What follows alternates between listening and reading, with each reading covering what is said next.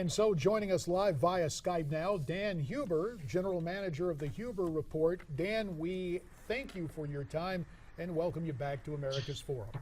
Well, certainly. Thank you for having me on again here today.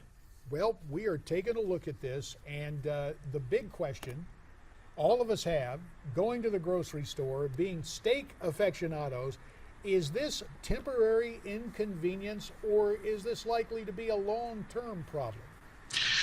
Oh, really, realistically, there's no way getting around it. It's going to be a longer-term problem here. This is, unlike something we're producing in a factory, we can't add a second shift here. It's going to take some time to rebuild the herds, to rebuild the profitability in that livestock sector. And, not only has it impacted us on the beef, but also there's been some major issues with disease in the pork industry here over the last year. So you've got both of the meats, the cattle and the pork, really with a serious setback in the number of cattle on feed, the number of hogs on feed, and escalating prices for both those products right now. So on cattle, for example, from the time an animal is born, you're looking at really anywhere from 18 to 24 months before it's really market ready.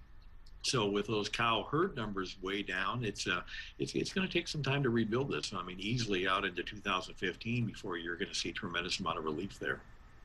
Dan, does it create also an incentive when we see the price of beef going up the way it is? Does it also create an incentive for more farmers to get back in the trade? I know there's some cost concerns about feed and everything like that, but how high does the price of beef have to go before it gets attractive for cattle ranchers to get back in the game? Well, realistically, the economic incentive is there at this point in time. It's not that they are starting to look at it, but number one, you've got to kind of get past the winter months here before you start putting cattle back out on pasture, and that's really where those cow-calf herds operate out into the western states. And of course, they're really still suffering through a drought. You still have to have enough grass, enough hay to feed those animals. And really easily west of the Mississippi, but certainly when you get into Nebraska and Wyoming and down to Texas, those states are still suffering from pretty severe drought. So it's not like you can support a tremendous or huge influx of new animals out there until that situation improves a little bit as well. So it's just kind of one problem compounded on top of the next here to really get this to turn around right now. Dan, I want you to settle a couple of reports that I had found out here just looking at this story a little bit. There is one report from the Texas Farm Bureau that says there is no beef shortage. There's plenty of beef to go around. Now, that's just from the Texas Farm Bureau. And then there seems to be also a thinking process that it's the Chinese, in some ways, that are driving this demand for beef, and America then exports a lot of its beef overseas, and that's part of the problem. Can you bring some sense to those two things that seem to be out of whack? Certainly. I guess I'm not sure where they would come back and say that, we don't have a shortage of beef. I guess, yes, we still have enough beef that we do export some. China is not actually a huge market for our beef. Japan's probably our number one customer as far as buying beef from the U.S. And there have been some issues over the last couple of years on, quality and a lot of it's bargaining tools. But regardless, sure, I guess we could say, we're not going to export any beef and then just keep that much more at home. But there's a lot of other factors that fit into that export scene more so than just keeping the price lower priced or at a lower cost at home. Now, on the other side of the coin, I'm not going to specifically say China, but when you look on a worldwide basis right now, as income levels continue to grow, you have more and more people all the time that are moving into what would be considered technically the middle class, which, for us in the U.S., middle class doesn't sound, to the point where you can actually put meat in your diet. Doesn't sound like a high living middle class, but for many developed or underdeveloped countries that are emerging right now, one of the first things that happens is they want to move away from a third world diet. They want to quit eating rice and wheat diets and using oil to cook, and they want to have a little more meat in the diet. And of course, that just increases that worldwide demand tremendously. So it's this is a situation that as the world economy continues to expand and grow, and we see some of these countries in Asia and Africa starting to see their income levels rise, it's just going to put that much more demand on the total consumption of meat all the way around the world.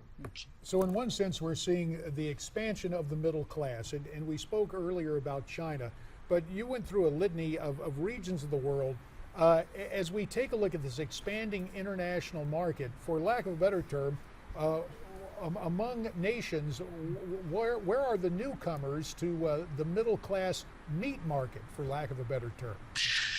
China is, of course, is always going to be a prime mover. That is,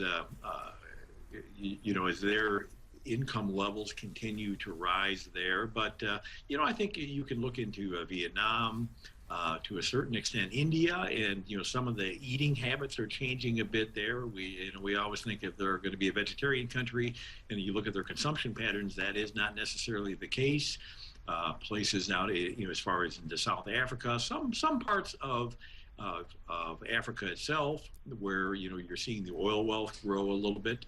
All of them are tending to want to improve their diets a little bit, and I guess you would say Asia, or the southern Asian nations, period. The statistics show us that they are all seeing those income levels rise. And, I think the statistic used by the World Bank is you're considered middle class when your daily income moves somewhere between $10 a day and $100 a day.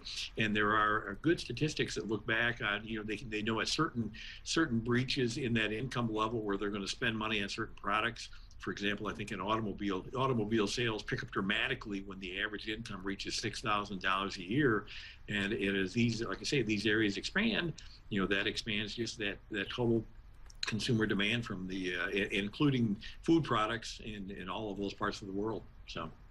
Dan Hueber, as you mentioned these emerging markets, I think back to my days on the Ways and Means Committee, and after a passage of GATT, we actually had a situation where there were disputes with Europe over beef and bananas. Alliteration notwithstanding, I found it was very challenging to deal with those subjects because it sounded like we were almost at the grocery store. But Dan Hueber, we thank you for an incisive analysis of what is happening both in terms of weather and economics in the United States and enlargement of opportunities around the world in terms of beef and its exportability from the United States. Look forward to visiting with you again real soon. Absolutely. Thank you for having me.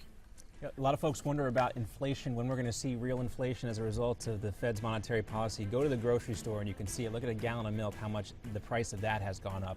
Another example of how food price is affecting all of us. I'm buying my summer beef now and getting a large freezer. That's right. It's one way Put to do it on it. ice. Deal with it that way. Hey, we would welcome your comments on this subject and much more. You can get a hold of us via social media, Twitter at Newsmax TV, #America's Forum.